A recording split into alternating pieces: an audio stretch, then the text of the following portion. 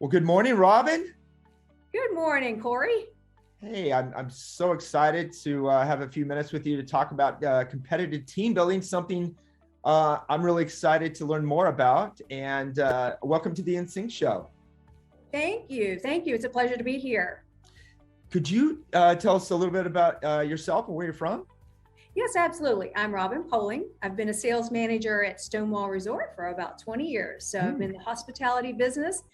I like to think myself as an expert, but I know I have a lot to learn as well. So I'm looking forward to talking to you about team building and competitiveness and how corporations really love it and find it a great tool.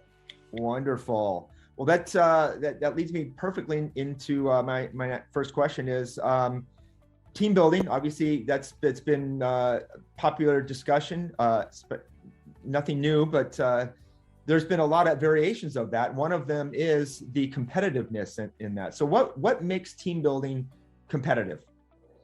I think the end goal. So if the point of team building is to find an emerging leader or to find that person that is maybe standoffish and not as involved as you would like, or maybe that they would even like.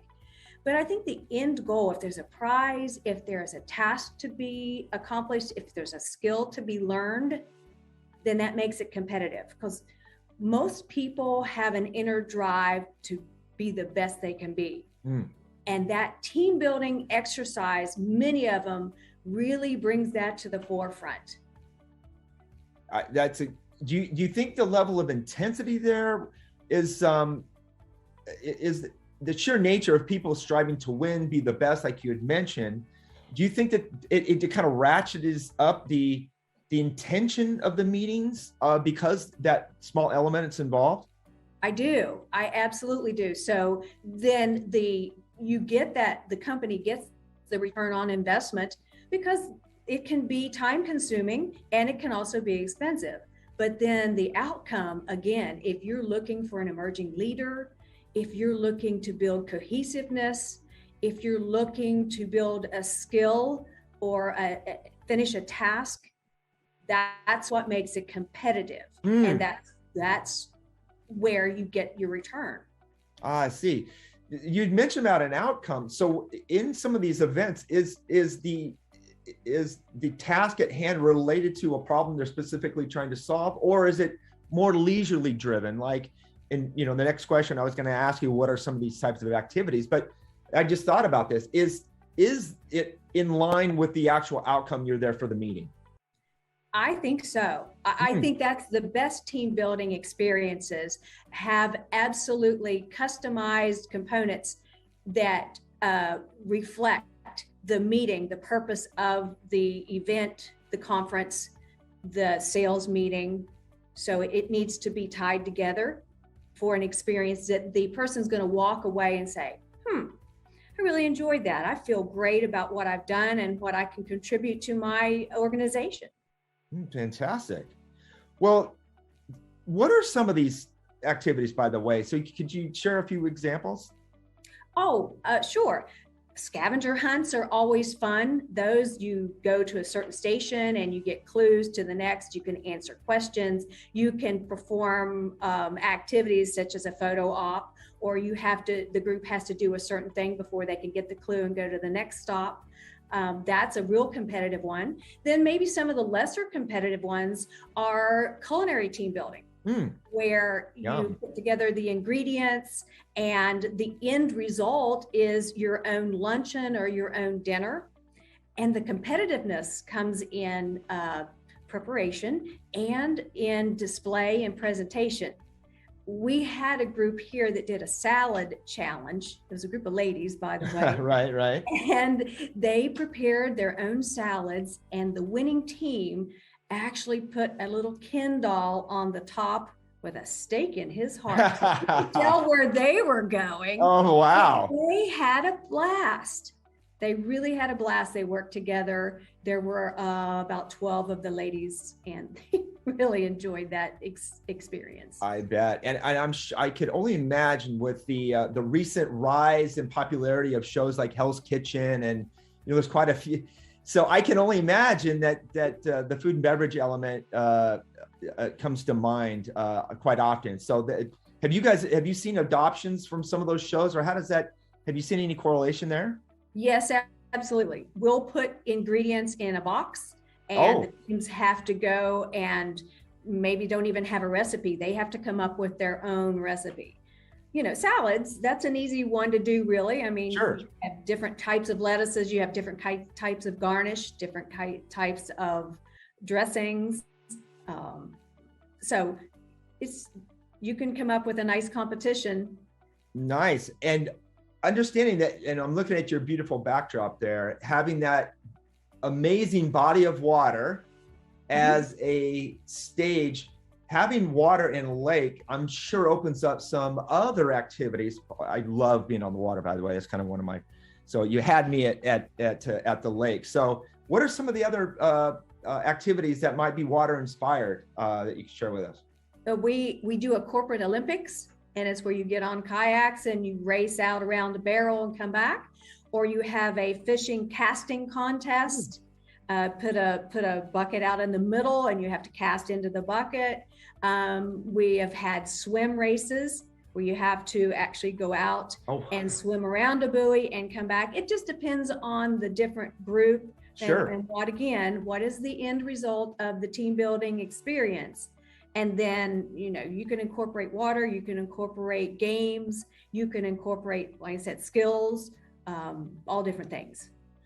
Yeah, I love that. It opens up a lot more diversity. Obviously, the whole outdoors element, but adding that the H2O factor in there could certainly add a lot of creativity to that. So I've got my wheels turning on so many different options and opportunities there. So why do you think you've seen a recent uptick in popularity? Why do you think groups love that so much? I believe, I hate to say this, but I believe COVID has created distant teams, remote teams, virtual teams. And so to be able to actually get together and to work together side on side, side by side, I think that's why it's become very popular, because then you get to know your coworker. And we all have different personalities and we all have different strengths that we can add to a team.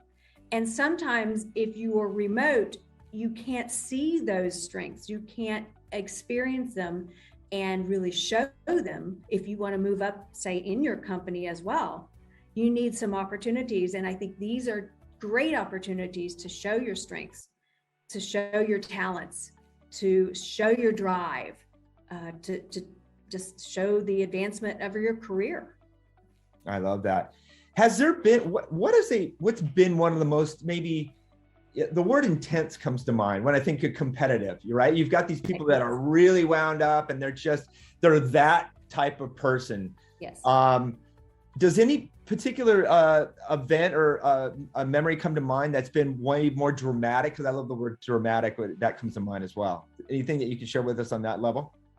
Well, I think our scavenger hunts have been the most popular, and we actually use golf carts to transport the teams around. So the first thing you have to do is teach people how to drive a golf cart. Right. And then, of course, that's always fun. And they race around to the different stations. And a lot of times we'll do a different activity. The group has to, get in a circle and take a picture with doing something silly. And then you have to post that, or they have to go find a maple leaf and then put it together with another piece of nature and make a photograph or make a plaque. Oh, very cool. Yeah, there's all kinds of things. It's just endless what you can do in the name of team building to work together as a team and collaborate, and then race back to the end and have the debrief and share your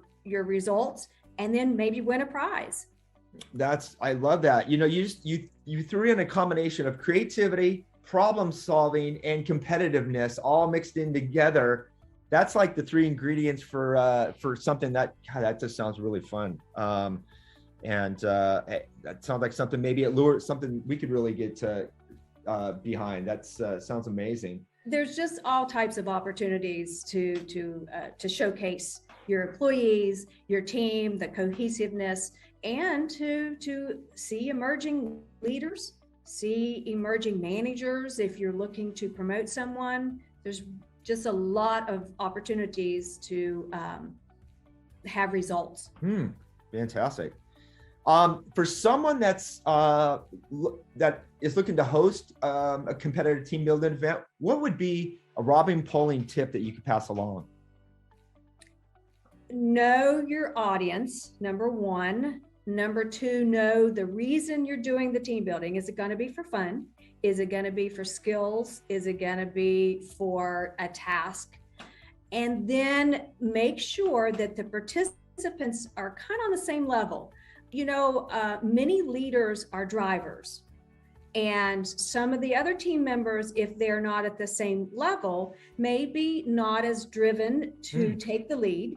They may want to be in the background and come up with a jingle or a team name. Those are the kinds of things that they can shine. So know your audience, know the end result that you want to have from the experience, and then look for a venue that can give you different options. Outdoors is so much fun, but then wintertime, we can also do things indoors and have it fun and go all over the resort, use different venues and go in and out.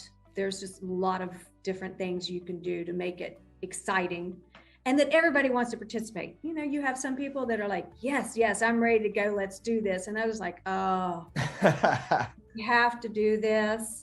So you want to bring everybody together so that it's exciting and fun for everyone.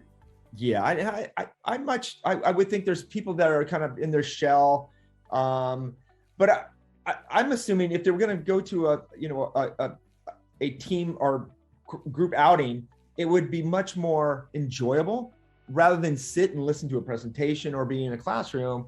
You're in an environment where your participation matters. And I could see a lot of people that could really break out of their shell that's not necessarily their strong point.